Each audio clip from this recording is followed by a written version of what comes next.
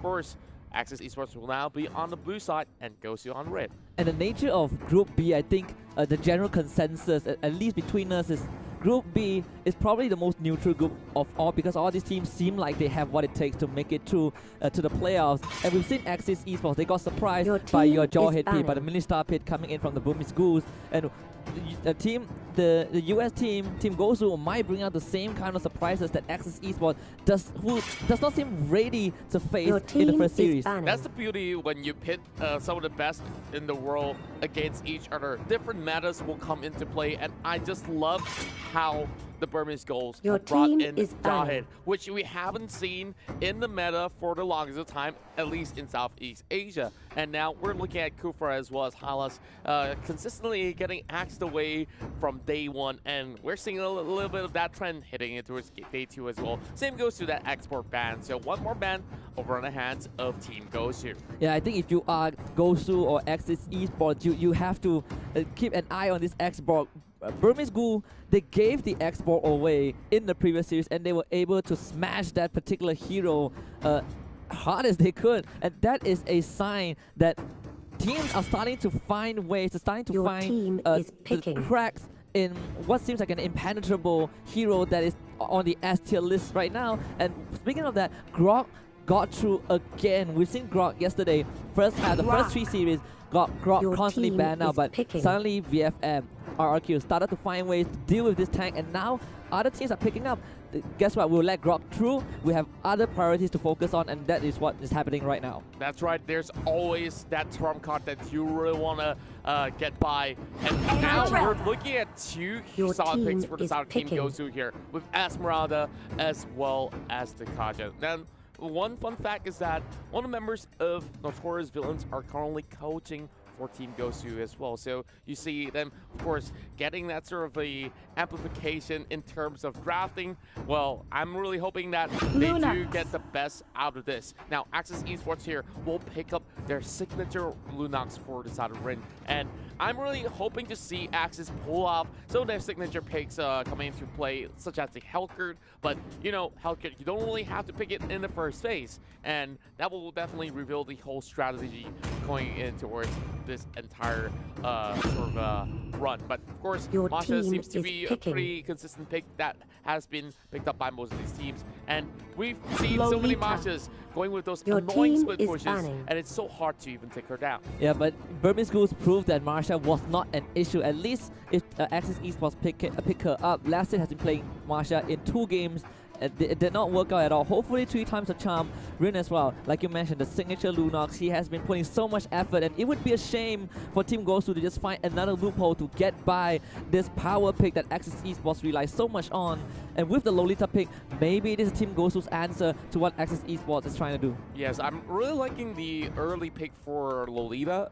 We've seen so many of that phase 2 pick or ban heading in towards Lolita, so why not force that one out before even getting into its phase number 2, as we are already seeing Kimi getting taken out. Well, I'm not really all too huge of a fan with this Kimi ban right here, because there's still so many other A-list marksmen still on the table. We got the Granger, we got the Claude, who still comes by every now and then, and of course, Gosu here could even opt to actually take down one more fighter. Well, not really exactly a fighter. I'll just correct myself right there. Maybe if they really want to ban, the Valor might be a good choice as well, because from the side of Axis Esports, they are still looking for a little bit more of that firepower.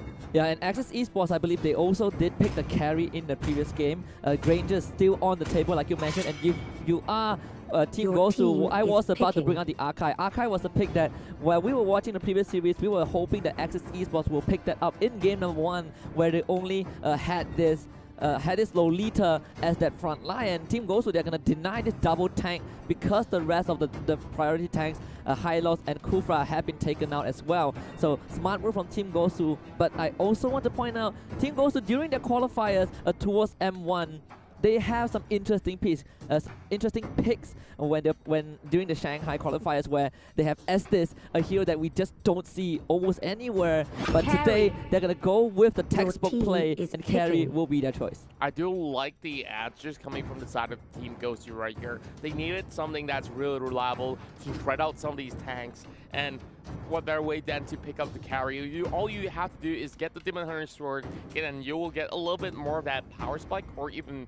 the Golden Staff as well. But Franco is something that we haven't really seen all too much of inside of the M1. But in the MPL MYSG, this is one popular pick heading in towards that playoff round. So Axis Esports is taking double or nothing. And now they're locking in the Franco right here and hoping to connect those hoops. Yeah, and this is the all-in, I could say the all-in for Axis Esports.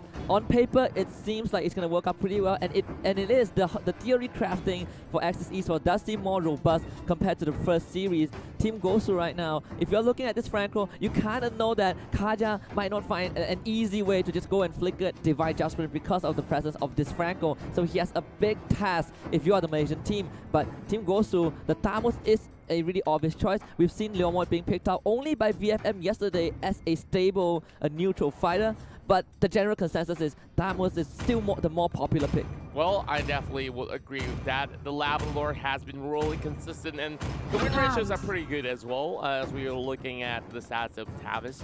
And for Axis Esports right here, of course, great pickoff potential in the early bouts, but heading in towards the late game here, I'm looking at Gosu, and I'm liking how secure the mid and late game is for the North American team. Now, of course, Team Gosu here, being here in the M1, they're looking to prove a statement. Same goes to Axis Esports. So now we're heading in towards our very first game. So we'll see if Axis Esports can turn this around and flip the script and take on Team Gosu in the second series. Gosu, the American Dragons here, are slowly marching in towards the lanes. And of course, get yourself that M1 ticket. Here's a little bit of that promo code that you can copy down if you have not.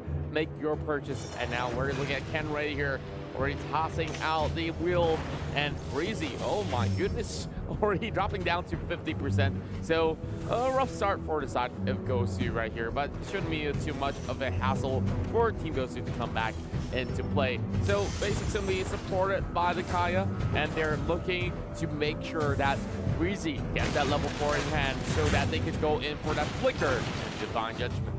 Yeah, and Team Gosu right now is going to go for the standard, and I like the early invade coming in from the USA team. And Evo is the only one who tried to go for the protection on that buff, and he actually took it away. So managing to slow down the tempo from Team Gosu is a good start for Axis Esports. That's definitely a huge signal for the side of Axis to actually march forward as well. Axis Esports will also try to take down this road cap without any sort of contest at all. So we're looking at all these other members on over the top side here, crushing on the side of Lasted as well. So Lasted here will just have to hold on for dear life for the time being. But Kenray shouldn't be too much of that sort of problem for him to actually hug by the corners of the tower of the bot lane. Yeah, and Axis Esports taking a page out of what Burmese Goose did in the first series against them. In under a minute and a half, Burmese Goose were able to take that top tier 1, rendering this Marsha ineffective. And right now what Axis Esports trying to do is to take that bottom tier 1, but now Team Gosu, they're gonna jump the gun right now. Lasted does not have that level 4. General, though, pumping the damage with the wheel, not able to get the kill off. Meanwhile, Team Gosu takes that tier 1 bot, and this is what, Axis Esports takes that tier 1 bot, and this is what they want. Now you free up the map for Lasted to be a bit more effective. Wow, Flicker coming out from the side of Breezy as well, and this is going to be that turtle going on slight reset as we are looking at a full Flicker team from the side of Axis. Well, way too quick for me to see what's on the line for the side of Gosu, but for Gosu, they're just making sure that they stay safe for the time being. And now Axis Esports already attempting the very first turtle of the game.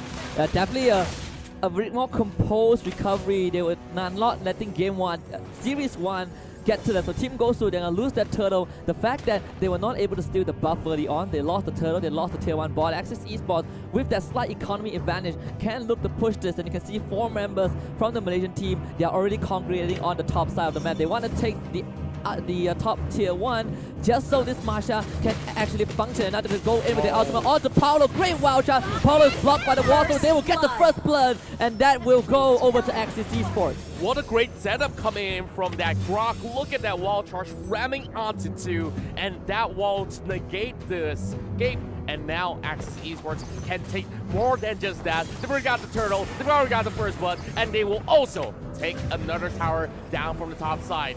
Now, look at the gold graph here. They're already 2,000 in favor, and Axis Esports are looking to dominate. Yeah, and Lex is looking pretty fine right here because those two side lane tier 1s are taken down. Now this Masha can go anywhere she wants. Like you mentioned, the gold grab in favor of Axis Esports completely. Team Gosu seems like the only aggression that they made was onto Lassie twice. No kills at all, and they're forced into this very conservative playstyle, and that will give Axis Esports the space that they need. They will find Polo once more, and that one will go over too long. We can see Scott to suppress him right there, and he could not even move a muscle. Now Gosu here already dropping another member. Of course, this is still pretty much early into the game, 4 minutes in, and we're seeing Axis having a great control inside the jungle, and you see there's so much of that pressure going on, and Team Gosu does not really have any sort of response for the time being. And there goes one more tower on the top side. Team Gosu a bit too passive. They are not responding to the sieges from Axis Esports. They are still leaving that side laner, the Thamus, to farm in the bottom lane. Sure, you get the resources, but the rest of the map is jeopardized by Axis Esports, and not really sure what they're going to do now because the carry seems like it's not able to find the effectiveness that they need. As we mentioned, that carry does go down, but Basic comes in. He wants that revenge. Polo as well with the chance, going to jump right in, gets the stun onto Scott. Long will flicker away. Breezy gets ambushed and gets taken down by Vin, and this is what you want to see from Axis Esports. The recovery, Polo with a Divinity Blast, but cancels by Scott. He hooks him away, and then will give Ranger the killing spree. Basic now will try to salvage everything, to dump him with the Stardust Fall, and we'll find that the shutdown onto the Ranger, but Basic has to get away, and Axis Esports will not let that happen. The killing spree going over to Rin. Whoa, such a beautiful fight coming from Axis Esports, and look at Scott though. That beautiful hook cancel out the Numenon Blast, and Axis here looking for another turtle, but let's have a look at the replay brought to you by Mlbb Mobile. Look at Basic, he went in for a chase, and of course Lung was forced to flicker away, and this is where things get even more interesting. They know that Paulo is channeling ult, and Scott, in that sort of a moment, clutches it off and cancel in time to save members of Axis Esports, and it was only down to Basic, but Rin still made sure that he gets a kill with that flicker coming out. Yeah, and even with the falling Star Moon, Esmeralda got the shutdown but was not able to get out, so in the end, the shutdown doesn't really matter too much for Axis Esports because they got more than they came for. Scott, MVP for that. Evo now getting ganged on, but he is a grab pretty tanky. They can use the Divine Judgment on him, but they didn't pull him back, and that means Evo will get away. Scott free, and guess what? Paulo Akinre is caught out again, and it will be this one going over to Evo. Well, Evil X, of course, already took a lot of that damage, but it was Kenray who fall in that sort of a slight skirmish. But looking at Gosu members, they're slowly getting themselves back on track, though a little bit late though. 6,000 gold still in favor of Axis, and that's going to be the buff being pulled over, and Paulo right now is getting that all-channel performance out of Scott, but no follow-up whatsoever from Axis. And Rin is coming online on his signature Lunox 3-0 and 2 long as well. 3-1 and 2, the two cores from Axis Esports are on a roll, and Team Gosu feels like they are really desperately trying to make something happen. The only kill that they got was Basic onto that shutdown on the Granger, but now another 5 Polo immediately caught out. Not even have a chance to use that Numenon Blast, and Team Gosu won't have a chance to defend this tower at all. I feel like Paulo has been caught out a little bit way too much in this sort of early game fights, and now we're already in 7 minutes of the game, and that possibly shouldn't be